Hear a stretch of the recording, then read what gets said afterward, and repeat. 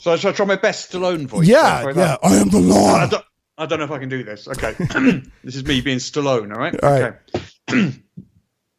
I am the law. That was pretty good. Shall we play a game? Why, yes. I believe we shall. Oh, I got a live one here.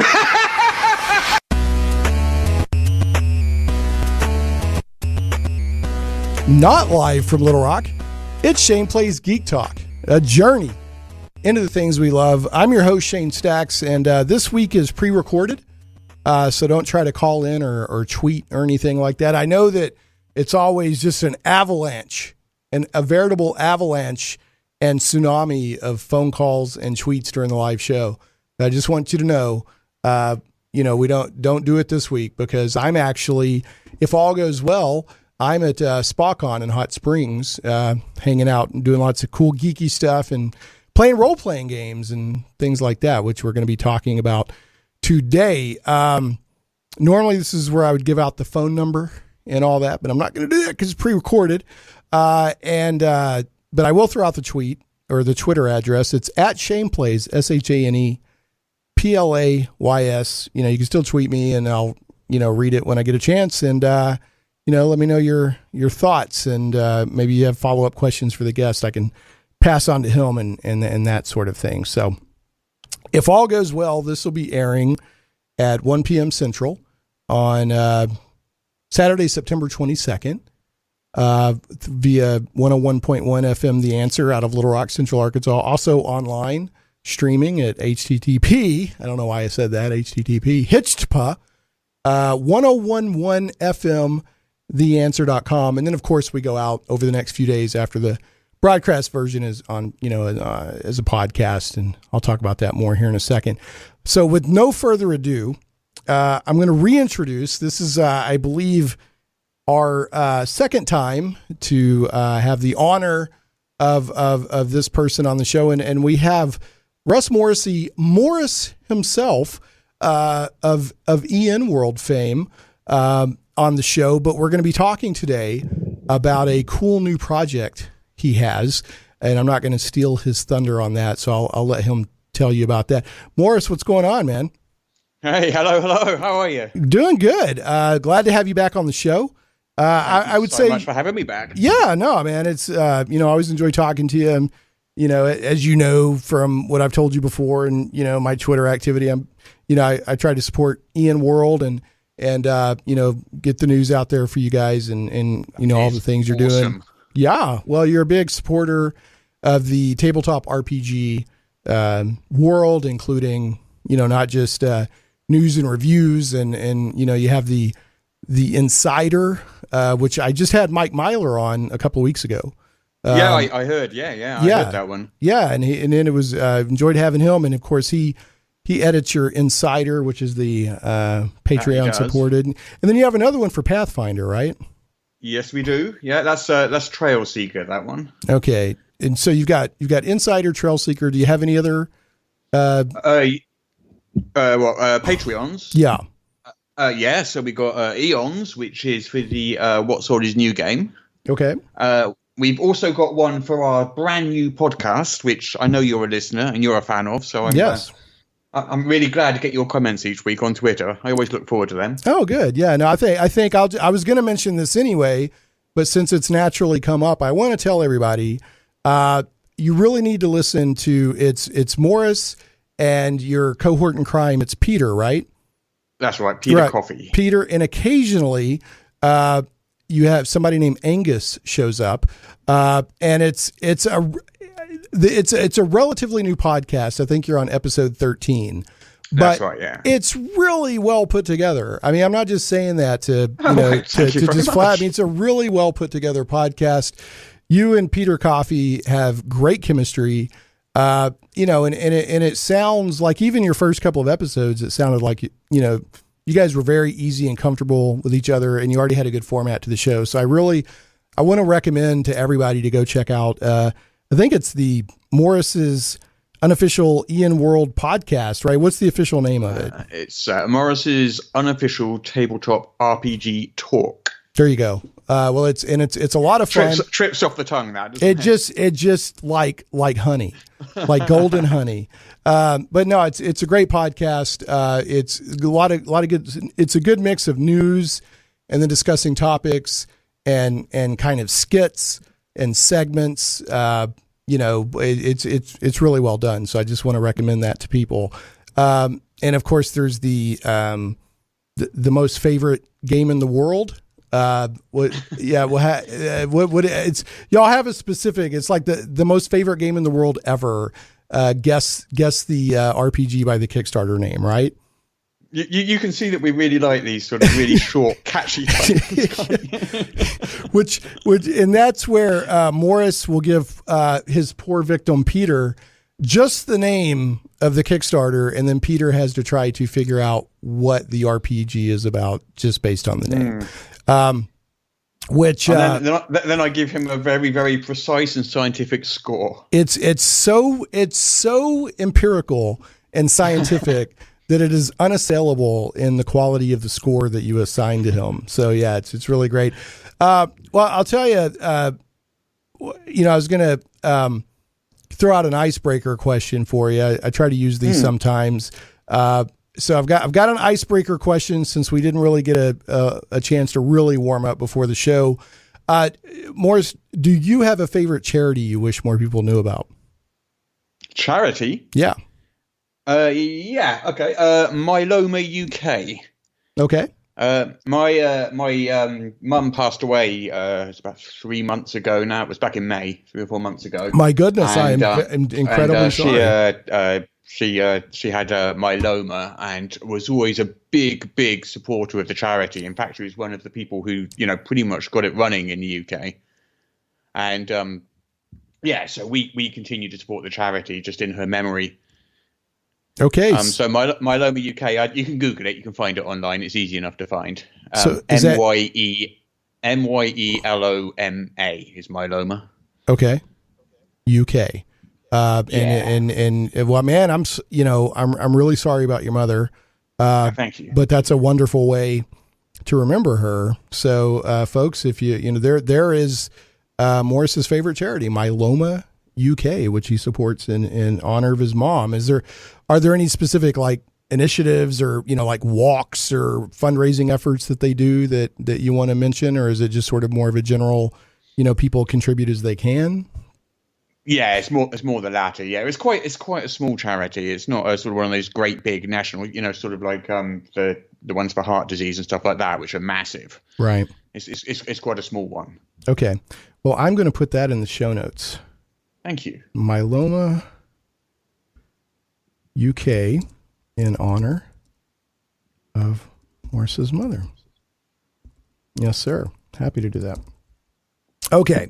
Well, there you go. I certainly wasn't expecting such a personal answer, but I'm glad you had the opportunity to highlight that. And again, I'm really sorry about your mom. So thank you. Yeah. Okay. So Morrus, I've got a confession to make here. Go on. I've set a minor trap for you.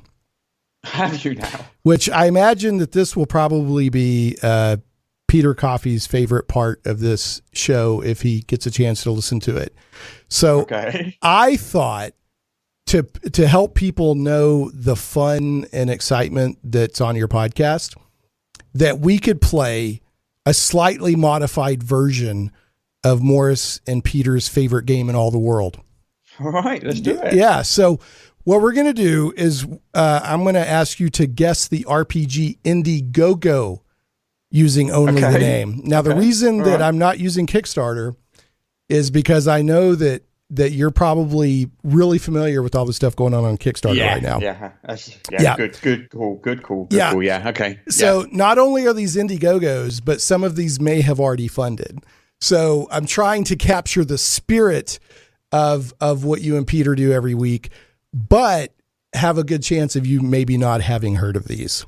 So it's a tight blade to walk, Morrus. Will you be adopting the highly scientific scoring system as well? Yes, absolutely. Yeah. Well, let me. Will you be going to the pub tonight? I will be. Okay, then yes, there's your answer. So, okay, so here we go. This is Morris and Peter's favorite game in all the world, slightly modified for Shane Plays in the interest of showing one of the best segments on Morris's podcast that you need to go check out. Okay, so giving only the name of the Indiegogo, then Morris has to do his best to try to figure out what the RPG product is. Okay. All right. I've got 3 of these. All right. 3. Okay. Right. And before I forget, we're going to be talking today about Judge Dredd in the Worlds of 2000 AD RPG, which you're right on the cusp of Kickstartering. So I don't want to forget to mention that. So, okay. But here we go. All right, here's your first one, Morris. Children of the Fall. Children of the Fall. That rings a bell. Does it? You know what? I think, did it have a Kickstarter beforehand? I don't know. But anyway, I mean, I've got a horribly embarrassing feeling that I asked this one of Peter, really? and I've forgotten it. If that turns out to be the case, yeah, really in trouble. Right, Children of the Fall. So yes, horror, Wheatfields, RPG. I think it's some kind of modern day horror RPG set in some kind of rural sort of Superman Kansas Wheatfields setting. I'm going to go with that, and it's going to be completely wrong, but that's my guess. Okay. Children of the Fall, 3 through 5 players play as the survivors of an apocalypse. Yes, I did do that. That has turned all the adults on the planet into evil, bloodthirsty savages known as the Fallen. It is a GM-less story game. So here's the problem. I have to double your negative points because you already knew this one and still got it wrong. And that's absolutely scientific. All right. That is scientific. I think that you did at some point in your thinking out loud mention that there may be children. So I'm going to give you once all of the scientific calculations are done and UNIVAC over here is spitting out the punch cards. I'm going to give you 1 point out of sure 50. 1 point out of 50. At least it wasn't negative. That is true. That is true. Yeah, I couldn't go too high because it's after an apocalypse, but you said modern day. So yeah, all right. Yeah, okay. And I don't see a mention of wheat fields and things like that. I can't believe I didn't remember that. And see, I went out of my way and see. I think Peter guessed exactly what I just guessed. Really? See, I'm starting to ring a bell on that too. And say I listened to all your podcasts and I still picked this one out. Okay, here's the next one because I want to make sure to move forward and definitely talk about Judge Dredd. Okay, Devil's Run role-playing game, 2D20 and Savage Worlds. Devil's Run, like the devil. Ooh. Devil's Run. 2D20 and so well, there's systems. Okay, so Devil's Run. Wow, that's a really, really obscure, difficult title. Devil's Run. What the? 2D20 Savage Worlds. I'm going to guess it's an adventure because it's for 2 different systems. Okay. It's an adventure for 2D20 and Savage Worlds. Devil's Run. Something to do with clones. There's 2 clones and they're trying to escape from something, and it's an adventure, and it's a sci-fi adventure. That's my guess. Okay. As you often tell Peter, it would be hard for you to be much more wrong. I have to know, how did you get clones? Where did the clones come from? I got to know. Doubles. Oh, no, this is Devil. No, Devil. My bad. Yeah, Devil. Devil. Oh, I'm sorry. Do you want to make another run at it now that I've clarified the title for you? Devil's Run. Devil's Run. Yeah, Devil's. Okay. Yeah. Right, scrub the clones then. There's no clones. All right. Clones. Devil's Run. Okay. Exactly what I just said, but substitute devil for clones. I don't know. Two devils on the run. Well, I mean, okay. Go on, tell me, what is it? It appears to be a full role-playing game system. Okay. But I guess it's for Savage Worlds or 2D20. And by 2D20, I guess they mean kind of like the Modiphius style play. That would be my guess. Yeah. It says post-apocalyptic role-playing of motoring mayhem. Choose a side, fight, and survive. So here's a more in-depth. It says, welcome to the Devil's Run role-playing game crowdfunding campaign. In the maelstrom of carnage and destruction worthy of a George Miller movie. And so it's basically you're kind of role-playing. It's Mad Max. Yeah, basically. Yeah. It's basically. So where do I see devils, clones, on the run? Well, I guess if you're in Mad Max, you might be on the run. So I'm going to give you, because I confused you with the title, you get 2 points out of 73.5 on this one. Wow, that is slightly better than 1 point out of 50. So there you go. All right, and then finally, all right, finally, we got one more for you. Where is it? Okay, Solar Blades and Cosmic Spells tabletop RPG. Well, you've had two post-apocalyptic games. So I would be initially inclined to go post-apocalyptic again, thinking there's a theme going on. But Solar Blades and Cosmic Spells. Solar Blades, that sounds like lightsabers. Cosmic Spells, I reckon it's a space fantasy. Is it an RPG rather than an adventure, did you say? This is, it says tabletop RPG. That's included in the title. Right. I reckon we go in space fantasy, magic, and lightsabers. Sort of, I don't know, maybe Starfinder-esque type. Okay. Space hijinks. Okay, so here we go.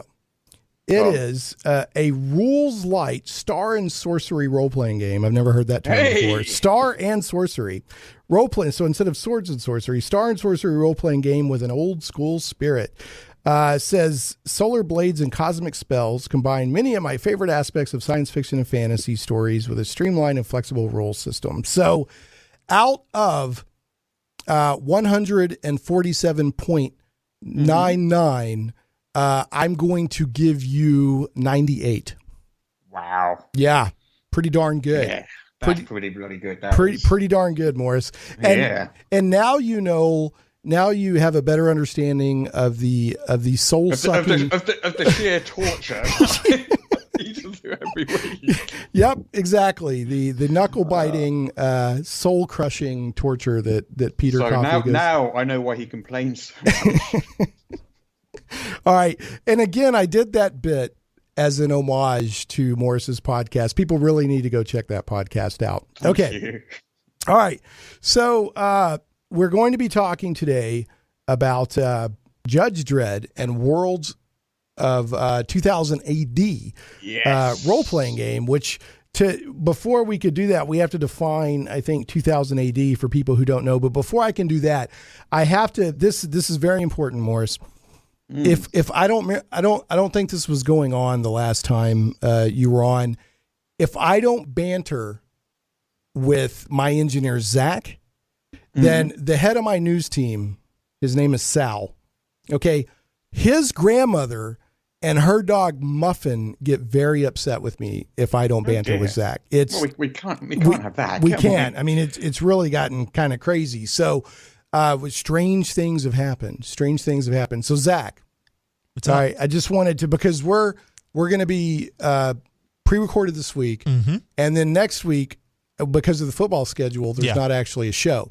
So I just wanted to take a moment and remind people that from basically September 29th through early November, there's going to be a few Saturdays where there will not be a Shane Plays live show or any show, because we're Watchtower Baptist football. And Morris, that's actually American football, not your footy or whatever. Do you have I did guess. Do you have a I forget what, not a team that you support? There's a different name. I forget what's used for, like, I support whoever, but are you a... Yeah. Same phrase. I don't, but my wife does. Yeah. So my wife is the sports fan in this family, not me. So my wife supports Southampton FC. Yeah. Okay. I support absolutely nothing. Nothing. Care less, to be honest. But I just don't they sometimes refer to football teams as clubs? And that's what I was trying to remember, a club. So here, this is a very important question, Morris. Does your wife engage in hooliganism after the matches? Or does she smash a beer bottle? Yeah, I mean... I hope not. It's like, I don't, if she does, she hasn't told me. Okay. She hasn't called me from jail yet. I'll tell you that much. So she manages to evade the law. So to the best of my knowledge. To the best of your knowledge. All right. Yeah. So I have to ask Zach, do you watch what we would call soccer, what Morris would call football? I do. I watch Real Madrid. That's actually my favorite team. That's your favorite team? Okay. So what do you call it? Because you want to be a sports analyst at some point. Do you call it soccer or do you call it football? I call it soccer. You call it soccer? Yeah. I wonder where'd that term soccer come from, I wonder. I'm not even sure. I can tell you if you want to know. Yeah. One of those random bits of information I have plugged away at the back of my brain. I don't know why. But it comes from association football. Okay. Association. The SOC is right in there. Ah, okay. Yeah, SOC, soccer. So it's kind of, okay, that kind of makes sense. Zach, I have to ask you, and I wanted to give you this time, Zach, because Sal's grandmother and her dog Muffin are not going to get to hear from you as often over the next few weeks. Is there anything you want to say to them to express your sorrow at this? I would just tell them to be a little bit more nice to you, Shane. And I don't know. You don't know? I don't know. I don't have anything, just to be more nice to you. To be more nice. So you don't feel personally empty or hollow that you won't be, connecting with them on that level every week? To tell you the truth, no. Oh, wow. Okay. So, hey, maybe that's why they admire you so much, because, you're the strong silent type and you play hard to get. All right. Zach, as always, I appreciate everything you do, man. So, all right. I want to move us into the main topic after this, tomfoolery, which is normal for Shane Plays. No matter how I try to keep things running on target. Morris, tell us, sir, and Zach, where are we at time-wise? How long have we been going? 22 minutes. Okay. I'm going to get us to a break here in a second, but before I do that, why don't you tell us a little bit about what you're about to do on Kickstarter and what 2000 AD is? Right, I'm about to do something on Kickstarter. Am I? Yes. Are you not? Yeah, right. Well, this will air on the 22nd, and doesn't your thing start on the 25th? Yeah. Okay. Yeah. I was messing with you. You're leaving me dangling over the cliff. I'm so funny. You are funny. Yeah, that was real funny, Morris. Hey, I got another Indiegogo to run by you here. So what was the question again? The question was, why don't you tell our listeners what amazing thing is about to happen on Kickstarter and what 2000 AD is? Okay, so 2000 AD is a British comic which started back in the 1970s. It's a sort of anthology comic, so it contains like dozens and dozens of different stories. The one that most people may have heard of, I don't think so much over in the US, but more so over here, is of course Judge Dredd. Judge Dredd is a sort of futuristic lawman who patrols the streets of Mega City 1.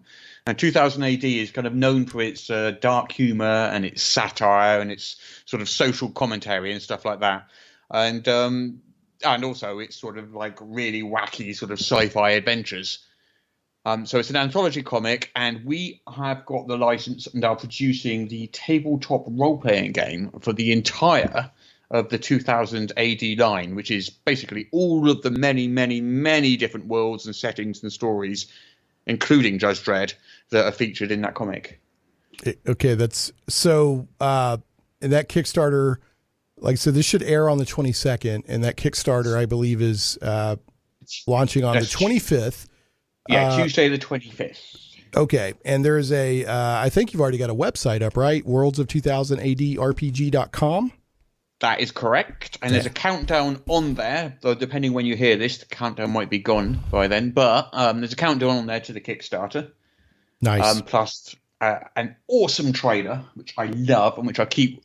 It's had like 11,000 views on YouTube, this trailer, which I was really impressed with until I realised they're probably all me.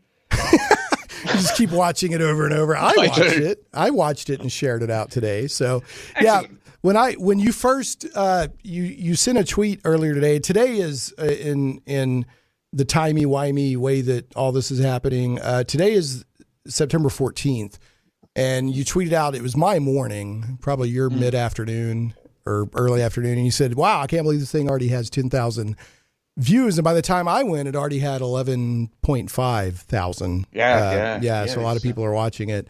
So that's very cool. And I'll link to the trailer in the show notes, or you can just, go on YouTube and search for Judge Dredd RPG trailer. And I'm sure that you will find it. From an American perspective,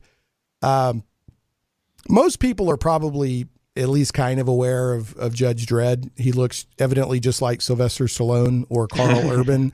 And there's such a terrible, even I wasn't a huge Dredd guy back in the 90s, but even I knew how far off target that movie was. The Sylvester Stallone one in 95 when they did that weird buddy cop with Rob Schneider thing. It was very, now the costume design and the set design looked pretty good, if I remember right, but everything else about it was horribly wrong. The bikes, the entire sort of city and all that sort of stuff was fantastic. Yeah. It was just the plot. It was dire, wasn't it? Yeah, they totally, that's a perfect example of Americanizing something. They did it, it's like you guys completely removed the essence of what that character and storyline is about. So, and then we got the Carl Urban Judge Dredd a few years ago, which was much better. Much better. So basically, we could talk about this a little bit after the break. But Judge Dredd is it's in the future, post-apocalyptic. That appears to be the theme today. And there's not much law enforcement, and the law enforcement there are judges that they can walk around. They basically, if they see a crime, they can do whatever they want about it right then. They can judge, jury, and of course executioner. Yeah. They can assign, prison sentences. They can kill. They can mock. They can do whatever they want. Well, there is this kind of like perception out there that they do tend to sort of execute people on the spot and all that. That very rarely happens. Oh, really? I thought that was more often than... Very rarely. 99.999% of the time, it's a lengthy spell in what they call the ISO cubes, which is basically their equivalent of jail. Okay. So you get sent off to the ISO cubes for 30 years for littering or something like that. Right. Yeah. It's there's no appeal. There's no whatever. Nope. And they have, sort of high tech armor and they have pistols that have multiple kinds of ammunition. Yeah, the lawgivers, they're called, the pistols. The lawgivers, and then they have really cool motorcycles.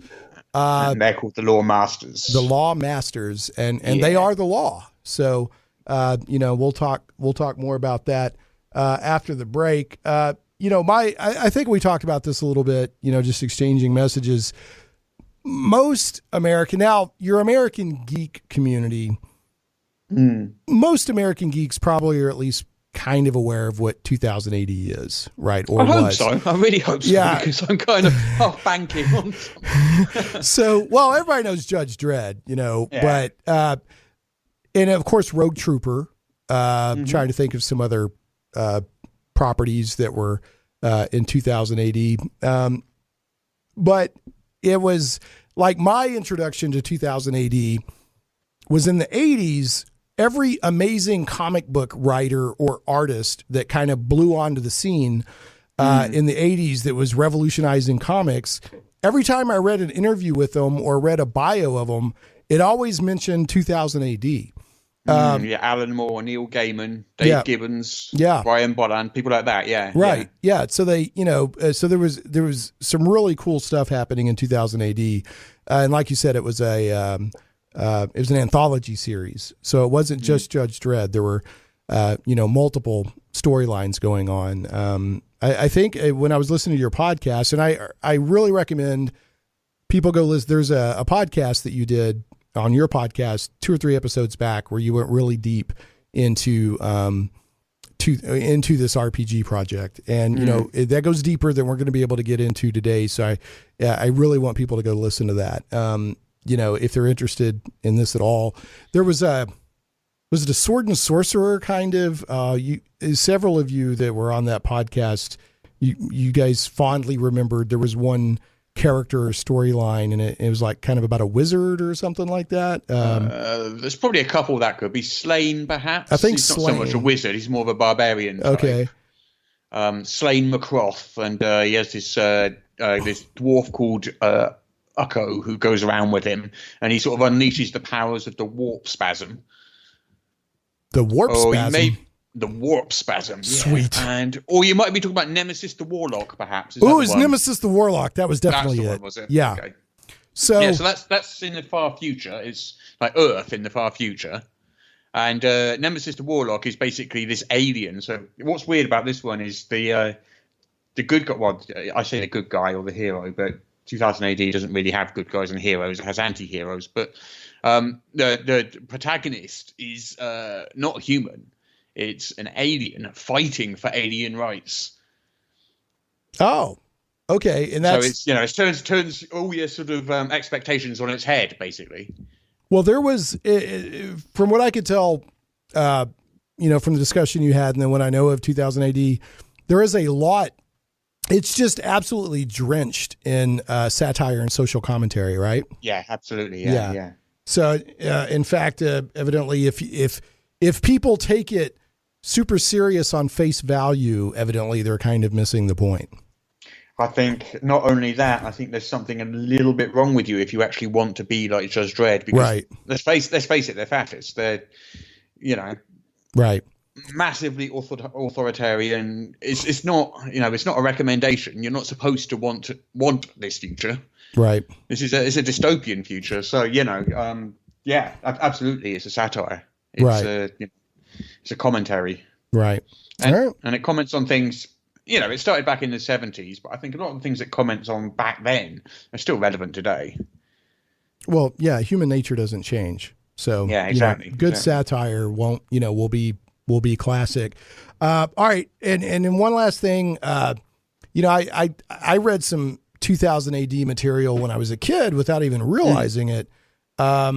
And evidently it came into 2000 AD because 2000 AD bought another magazine, but it was Rojaws. I don't know. It was like Rojaws and Hammerstein. I don't know. It was these robots. The ABC Warriors. Yeah, them. Yeah, it was like the title of the robots' names was a play on Rogers and Hammerstein, the musical writers. But yeah, I randomly ordered a couple of trades from Mile High Comics, and I was like, man, this is weird, but I really like it a lot. And then I had no idea that was part of 2000 AD. So. Oh, that's what I really want to do actually. So ABC Warriors, atomic, biological, chemical, and basically I can imagine we haven't actually started working on this or anything like that, but in the future I hope that we'll do this. You can imagine players creating these robot warriors to sort of fight in this sort of lawless, sort of futuristic Wild West Mars kind of setting. Sounds great. So that is a like a source book that could be coming. It sounds like possibly. Yeah, absolutely, yeah. Excellent. So, okay, well, let me do a quick break, and then we'll get back into talking more about the role playing game itself. But the main thing is, for those of you who don't know, 2000 AD is a very, especially when it first came out, very cutting edge, very very cool anthology comic series that has had a huge impact on comics and other creative sort of properties or mediums, if you will, and it's still, it's still happening even today. So it is still being published, right? Yeah, Absolutely, so. Yeah, thought so.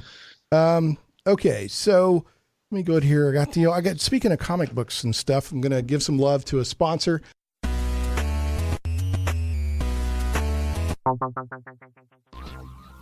Comic book lovers, visit thewildstars.com today. From the mind of author and comic book industry expert Michael Tierney, it's not just a comic book, it's a comic book novel.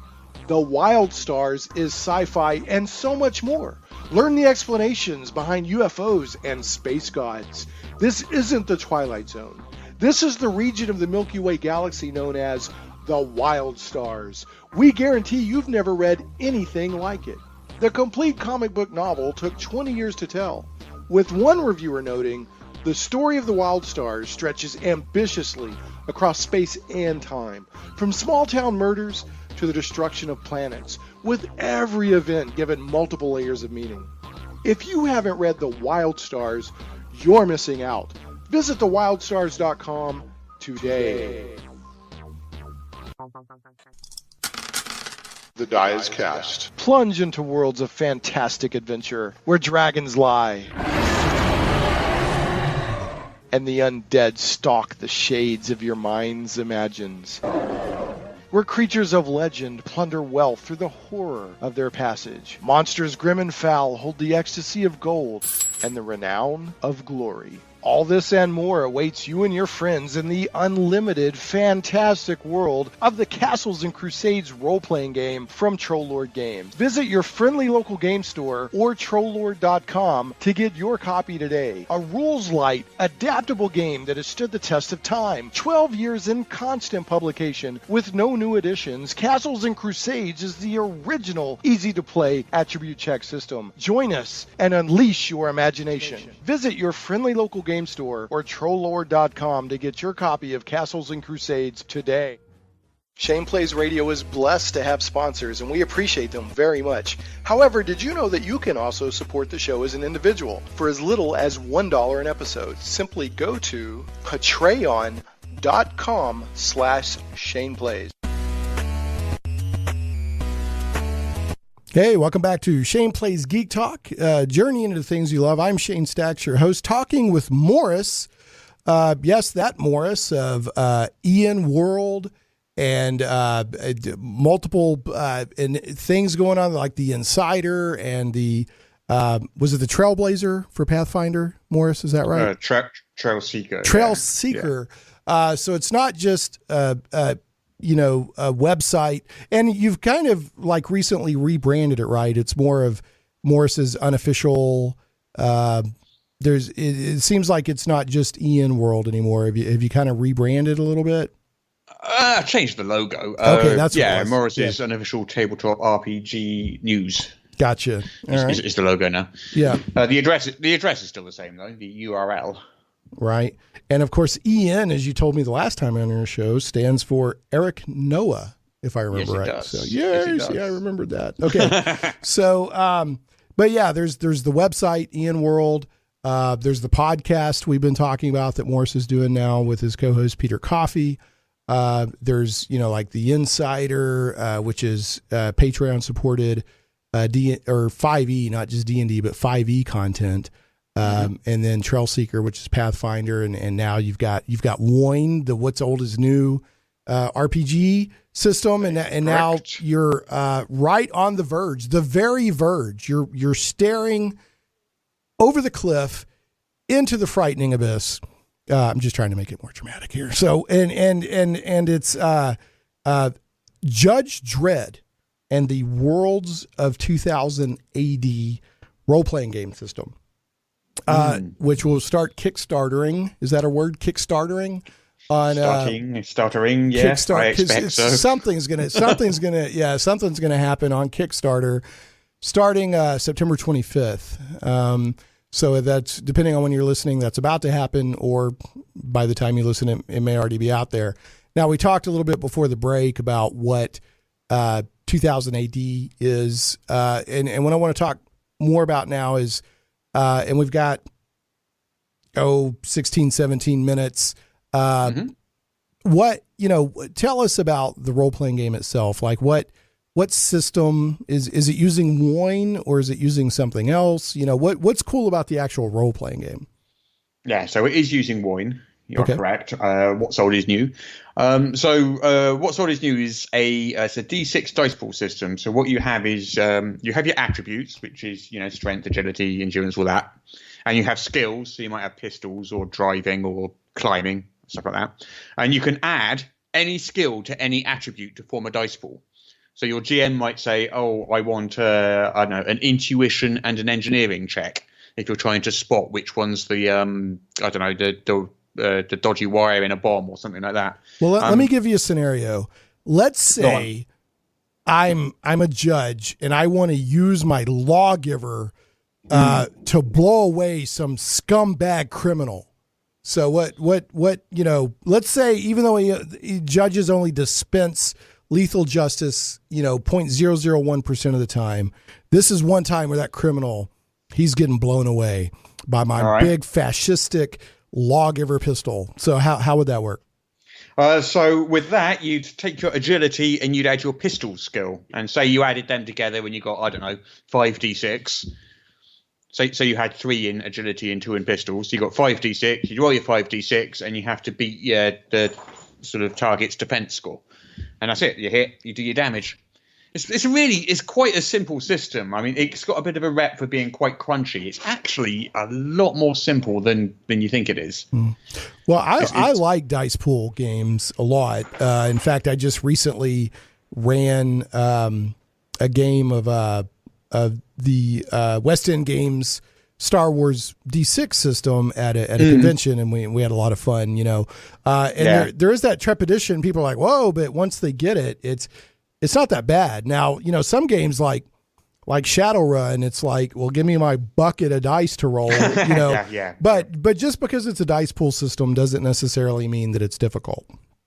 And, no, not at all. Yeah. Not at all. Yeah, Super I like simple. it a lot. I mean, it's kind of, it only uses 6-sided dice. It's kind of designed for sort of people just coming into role-playing. You don't have to introduce all these brand new dice to them or anything like that. You tell them, right, you've got to roll these 3 dice and you've got to roll 12 or more. That's easy, isn't it? Yeah. Anyone can understand that. So what is it? There's these multiple, since it's an anthology series comic book that this RPG system is using as its source material. I assume that there's, an anthology worth of settings and characters to play and that sort of thing. Well, you've already answered that. There is, and it sounds like there'll be more coming. Do any mechanics change in between, or is it just once you know the mechanic, you know it? Pretty much that. But what's always new is a very modular system, which means it's so super easy just to plug in a new mechanic. So, for example, what's always new already exists in the form of a science fiction game, a fantasy game, and a modern action game, and has done for a couple of years. And you can just plug in this sort of starship combat system, where you can just plug in the magic system depending on what the sort of setting really needs. So, in Judge Dredd, you're not going to use magic really. Doesn't really fit in with the setting, but in a different storyline you might do, and you can just plug that in. It'll work perfectly well. Nice. Okay. But I mean, it's basically, other than minor changes like that, once you know it, there's yeah. So what properties from the anthology will come out the gate? Like what different properties or worlds will people be able to play with, right out the gate? Right out of the gate, it's mainly Judge Dredd. Okay. We decided to start with Judge Dredd just because he's obviously the one that people are most likely to have heard of. Mm-hmm. So what this core book we're doing is going to be the core rule book for the entire line. So that's why it's called Judge Dredd and the Worlds of 2000 AD. This book will sort of describe Mega City 1 and present Judge Dredd as a setting. But say, next year we decide to bring out Rogue Trooper, for example, that will be a supplement, a setting for that core rulebook. Okay, nice. So, and then of course, not of course, but I mean, is the rulebook, the core rulebook, which by the way, I've seen some pictures of it and I've heard some discussion.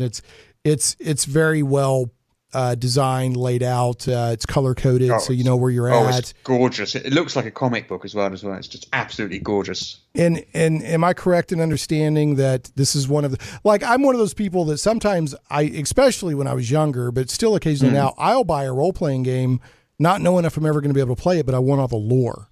So is this, can I get like all kinds of Judge Dredd lore out of the book, and I'm not sure. Yeah, there's entire chapters of that. Great. If you're not even a gamer, but you are sort of interested in a sort of a beautiful color coffee table book about the world of Judge Dredd, right? It's still worth picking up because you can just sit down there and read about Mega City 1, its history, all the different locations in the city, all this sort of stuff. It's there's a lot of reading material in there as well as game material. And you can play. You don't have to play. I mean, I guess you could play a judge if you want to, and a lot of people will, but you don't have to play a judge to get something out of this game. I mean, you can play, I guess, the criminals if you want to, if I understand correctly. Yeah, you can play a civilian or you can play a perp. So that's the three types of characters you can play: judges, civilians, and perps. So if you're playing a perp, for example, obviously you don't want to run up against the judges. So from your point of view, you might be running some kind of heist or something, and you're just hoping that a judge doesn't come around the corner, because the judges in that sort of scenario are going to be the sort of bogeyman, the sort of monster you don't want to run into. Right. Yeah, because Mega City 1, which is where I think Judge Dredd, that's his stomping grounds. It's huge. It's the entire eastern seaboard of the United States. It's something like 800 million people live in Mega City 1. It's massive. Right. And there's only so many judges. So, the odds are you're not going to see a judge more than once every 6 months. That's this place that, the crime rate is massive. Unemployment is something like 80 or 90% or something like that. Something insane. So there's plenty going on that has nothing to do with the judges, which is why there's loads of stories you can tell for civilians, for perps, all sorts of stuff. And if I understand correctly, it starts the game lore, the adventures, etc. It starts you at the beginning of when Judge Dredd started, storyline wise. So one of the cool things about the Judge Dredd character is that he's always aged in real time, from the 1970s to now. Which I think is fascinating. Passed in his life. So, if you look at pictures of him now, he's 40 years older than he was, back in the 1970s. We're starting right back at the beginning when he's an established judge, but it's much earlier on in his career. Isn't a wall yet around Mega City 1. That comes later after some big disasters later on in the storyline. And the first big major storyline that Judge Dredd gets involved in is called the Robot Wars, which is where all the various robots, and there's millions and millions, probably they outnumber the humans, of Mega City 1, rise up in this rebellion about the way they're being treated. So now, is the way the adventure written, does it have to progress like the comic book storyline did, or can you kind of deviate from that, or You can absolutely deviate, and what we've also done, and what we plan to do for all of them, is there's two adventures in the book. One for judges, which roughly follows the sort of storyline from the comics, but like you say, you can deviate from that. But there's also an adventure for perps or civilians. It's called Saving Matt Damon Block, which is a great name for her. And basically, it's about a group of purposeful civilians within this mega block. You know, these mega blocks in Judge Dredd are like 400 stories high, and they're entire cities within a block. Right. And it's called Saving Matt Damon Block, and it's a much more localized adventure. No judges involved whatsoever, because all the judges are busy dealing with the sort of massive robot war going on across the entire sort of landscape. And so you're just dealing with the robot rebellion just within that one block, without the aid of judges, just some civilians or some perps or whatever, just trying to survive. And that name it's a reference to like a classic, but you updated it with a more current actor. Like where does the Matt Damon come into it from? We created the block. Okay. There's a small shop inside the block called Affleck News as well, which we think is hilarious. But if you read through sort of some of the Judge Dredd comics, like all of the tower blocks are named things like this. There's so many pop culture references just littered in there. It's all part of the black humor and the satire of the entire setting, as it were. So, got it. That sort of name isn't going to surprise a 2000 AD fan. They'll just look at that and go, "Yeah, that makes sense." Yep, that makes total. I just assumed that it was like in the 70s. It was, I don't know, some actors, and then you just replace the actor's name or something. No. All right. Well, I'm gonna throw some love at another sponsor, and when we come back, I want to talk a little bit about maybe the levels that people can support the Kickstarter and what they get and that sort of thing. So, and when you, I'll just go ahead and ask you now, so I don't forget. What once the Kickstarter's done and you funded, you'll fund. I have full belief that you'll fund. When do you expect product to actually start going out? Pretty much straight away. Straight away. It's done. It's done. Literally, yeah. I am sitting here. You can't see it, but I am sitting here with a hardcover copy of Judge Dredd and the Worlds of 2000 AD in my hand. Wow. So it's done. Wow. Okay. Cool. I love it. So what the Kickstarter is just going to do is pay for the print run. All right. So we finish the Kickstarter, we place the order with the printer, bang, off we go. All right. Well, very cool. All right. Well, I'm going to ask more about the Kickstarter when we come back.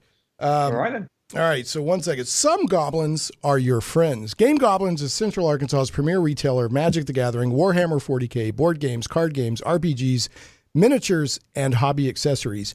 Call Game Goblins at 501-224-GAME or visit them online at gamegoblins.com.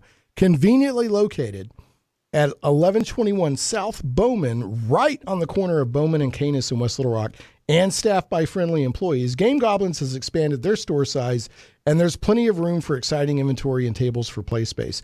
You'll like that space because Game Goblins has gaming events every day of the week. For all of your gaming needs, I heartily recommend Game Goblins. Make sure to check out their customer loyalty program that rewards you based on your actual purchases. Game Goblins earns your business and keeps it. First-time customers mention Shane Plays and receive $10 off your purchase of $50 or more. Tell them Shane Plays sent you. Okay, so we're not actually going to go to that's it. That's it for the ads this show, folks. Let's get back to all the exciting goodness with Morrus, and let's talk about this Kickstarter. So, what different kind of levels are you thinking about offering in the Kickstarter, and what people can get and all that good stuff? Well, so the entire package that we've got ready to go is a 274-page full-color core rulebook. The Robot Wars sort of supplement / adventure, because it contains lots of rules for robots and stuff as well. That's about 100 pages. A GM screen, double-sided, with information on both sides. A set of counters, sort of tokens for judges and their bikes and things like that to use on a battle map. And some various character sheets and stuff like that. So that's the basic package we've got. I don't know exactly how much that's going to be because we're still just waiting for a last print quote to see if we can just bring it down just that little bit more. But that's a basic package. And then we've also got a special limited edition of the hardcover, which will be Kickstarter only, different cover, slightly higher quality sort of paper and print and stuff like that, which is just kind of this black book with just sort of the silhouette of Dredd's face on one side of it. It looks absolutely gorgeous. And that's for the serious 2080 fan right there. Yeah, I mean, right that will cost there. a little bit more, but that's going to be exclusive to the Kickstarter. You won't be able to get that anywhere else ever. Okay. So is that the only item that is exclusively available through the Kickstarter? Is that okay? Yeah, that's right. Yeah. All right. Very cool. Now, will the Kickstarter, if they support through the Kickstarter and get the basic package, well, is there any savings there, or will as opposed to going to like the retail shop or however, how will it be available after the Kickstarter? I guess I should say. So it is going into full retail. Okay. That will probably happen, I guess, early next year. My business manager, Angus, will be handling all that. I don't actually know the exact specifics, but you will be able to see it in your local game store. It will cost a bit more there than it does on the Kickstarter, unfortunately, but that's just the nature of these things. Right. So folks, jump in on the Kickstarter if you're interested in this. You can get a very cool role-playing game and or a fantastic Judge Dredd and 2080 coffee table book, basically, that is just chock full of lore. Chock full. It's lovely. Yes. It's lovely. Yeah, I'm looking for I've got this. I've got it right here next to me, and I just keep wanting to just stroke it. You know what I mean? He's loving this book. Like Blofeld with his cat. Yeah. That's me in this book. So is it too late to get a pledge level that you get a real world functioning lawgiver? And maybe you could have stretch goals, the different kinds of ammunition. Yeah. All right, we'll do that then. All right, good idea. Yeah, it's a minor. Okay, so here's what we're gonna do. We're gonna practice. We've just got about 3 minutes left here. All right, we're both gonna practice saying "I am the law." Do you want to just see how that feels? So I should try my best Stallone voice. Yeah. I am the law. I don't know if I can do this. Okay, this is me being Stallone. All right. All right. Okay. I am the law. That was pretty good.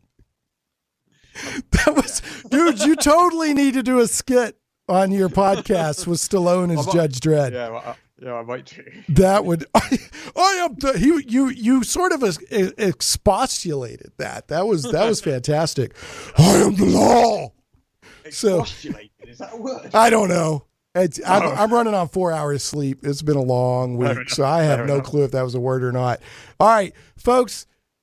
Judge Dredd and the Worlds of 2000 AD RPG Kickstarter fires off September 25th. Check it out.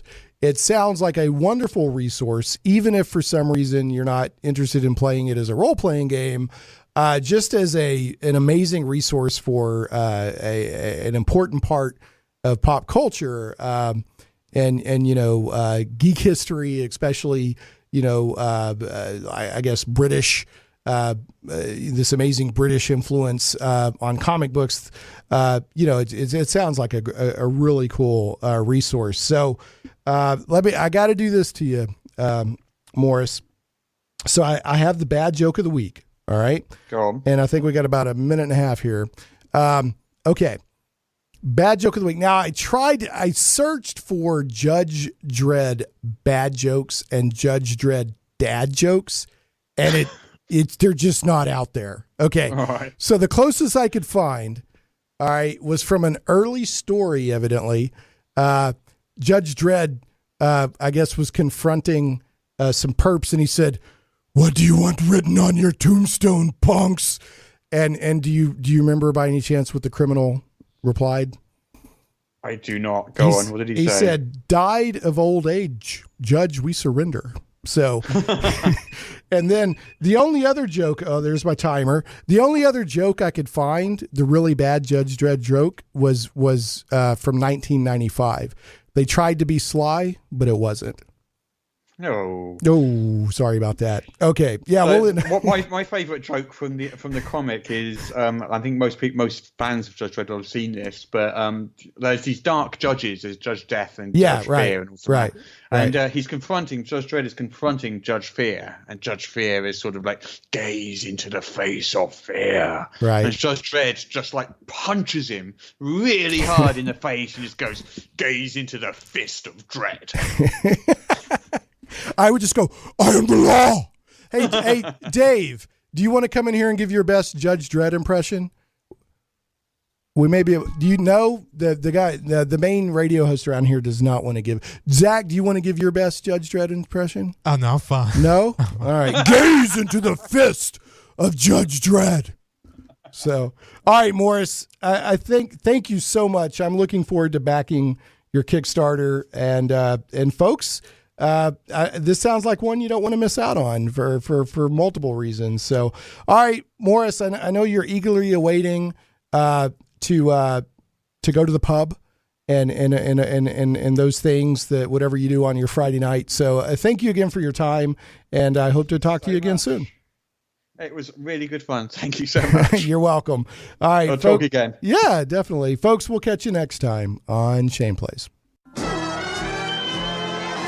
Hey, and here's a little bonus content for the podcast version of the show. Here's some audio of when Morrus and I were chatting outside of the quote-unquote official radio broadcast recording part of the show. So enjoy. What was the name of that wizard, the alien wizard in the future from 2000 AD? Nemesis the Warlock. Okay, so Nemesis the Warlock. If Malik the Maleficent and Nemesis the Warlock were in a cage match wizard's duel, who would win? Depends who you ask. If you ask Malik. If you ask Malik, and still can't say that word. Maleficent. Maleficent. Why can I not say that word? Maleficent. Yeah. If you asked him, of course he would win. He has never lost anything ever or failed at anything ever in his entire life. Right. He would. I suspect that Nemesis the Warlock would win, but Malik has a few tricks up his sleeve. Well, he could unleash his 300-foot rat colossus. That that measures only 100. Malik is actually played by my brother. Actually, yeah, he does a fantastic job. Yeah. But now we got to throw a wrinkle. Let's introduce a wild card here. Who's that explorer, Smythe? Dr. Victor von Wolfhausen's Smythe. Yeah, let's throw Smythe in. Hello! Why am I here? Oh, goodness, this is a cage match. Well, of course the winner would be the good doctor. Who else could it possibly be? Who could possibly? He is the most famous, most accomplished man on the planet. Exactly. Yeah. So no, those skits are really good. So exactly. We have fun with them. Yeah. I don't think we're good at them, but we just have fun with them, and it doesn't matter. So Well, I'm still wanting to know. There was like a depressed troll or something, and and there was like I'm like, okay, what happened next? Because he's follow up on that one. Yeah, I got to know what happened next. Yeah, because that psychologist or psychiatrist got him all reared up to get back in the cell. Peter had this idea of making that psychologist a recurring. I don't know why it didn't happen in the end. Actually, a recurring guy, and he just had this different monster in each week with this psychological problem. So it would be a dragon that hates gold and a troll that's depressed and all this sort of stuff. I'm all for it. So, or semi-regular or whatever, because I wouldn't want to lose the other skits too. But you got some good characters there. So, just for the record, if I ever have the opportunity, no, I do not want to interview Malik. I value. Well, I have interviewed him 3 times. I died each time a new and horrible death. All right. All right. Okay. Well, I am recording now. Then. Okay. Cool. All right. The quick brown fox jumped over the ledge. Oh, wait a minute. Russ and his guest, when they I'm telling Zach, when they record and they're in different locations, their engineer has them clap together so that the engineer. So I'm going to clap just because I want in on that action. It is so much fun. So evidently it's some technique that the guy who edits their podcast uses that to sync up the tracks. So it's because then he says, on Audacity or whatever it is you're using, you see these 2 spikes, and then you can just line up the 2 spikes, and then you've got the 2 streams just exactly lined up. Oh yeah, it's smart. I mean, it's hard to argue with that. So the other way you do it is you get a dog clicker or something like that, and you use that right next to the microphone. Well, there you go. See, there's an abundant variety of ways to do audio. So give me one more second and we will go. Now, this following audio is an interview with Pat Mills, who was best known. He actually created 2000 AD, and he had a major part in developing Judge Dredd and Judge Dredd's World. He's been called the godfather of British comics. Anyway, this is a interview with Going Underground of RT UK, where he's talking about Judge Dredd's a character we love to hate. Well, I suppose I've never liked American superheroes. And when I say that, I mean the corporate characters, the guys who are billionaires or arms tycoons, and they go out at night and beat up the poor. And I never really thought about it other than, well, I don't like them very much. And that's why, unlike my peers, I've never been interested in working for American comics, or at least these kind of guys.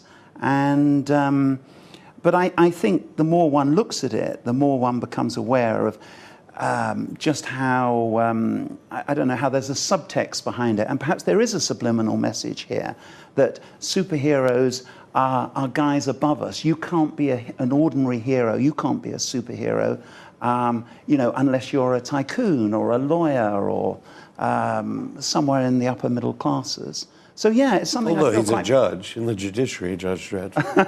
Well, he's still a foot soldier, Judge Dredd, and there are contradictions about him. One of the attractions of Judge Dredd is because we had this problem: how do we get across the things that, for us as writers and artists, that we feel strongly about? How do we do that and still make our characters attractive and appealing? Well, one of the ways you do this is you focus on the bad guys. Now, on one level at least, Dredd is a bad guy, and we're all attracted to villains. We'd rather read and watch villains than heroes, because heroes can be a bit boring. So that's the background to Judge Dredd. You know, he's the character we love to hate. Shane Plays Radio is blessed to have sponsors, and we appreciate them very much. However, did you know that you can also support the show as an individual for as little as $1 an episode? Simply go to patreon.com/ShanePlays.